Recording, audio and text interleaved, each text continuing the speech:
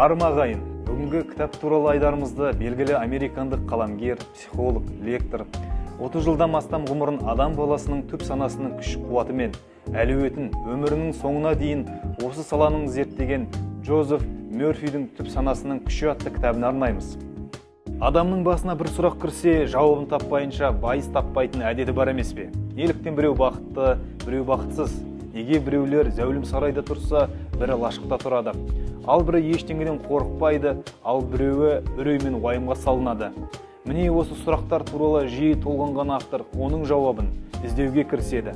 Көптеген зерттеу жұмыстарының нәтижесінде өзі іздеп тапқан жауаптарын басқаларда білсін деп, осы туындыны оқырманға сұнады. Санаңыз ғажайып күшке ие дейді автор. Ол жадыңыздың түкпірінде сақталған барша атауларды, фактілерді, көріністерді санаңызда жаңғыртады, сізге бағыт-бағдар береді. Түп санаңыз денеңіздің барлық өмірлік процестер мен функцияларын басқарады және кез келген мәселенің шешімін біледі. Джозеф Мёрфи түп сананың адам өмірі үшін қызмет ететініне тоқталады.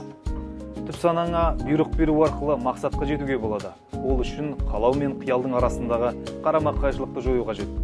Ойларыңыз бен сезімдеріңіз жақсарса, санаңыздағы шексіз даналық пен күш сізді аурудан, қайғыдан құтқарады. Бұл кітапта байлыққа жету үшін де түп сананың пайдалану әдістері берілген. Сізді байлыққа жеткізбей, сансыз ойлардың жауабын таппай жүрген тәніңізді ауруға душар етіп, жабырқауға себеп болып жүрген қандай кедергі екенін білгіңіз келсе, Джозеф Мёрфидің әйгілі түп сананың күші атты кітабын оқыңыз. Санаңыз бен түп санаңызға ақпараттық сілкініс жасайтын біздің облыстық арнайы кітапхана.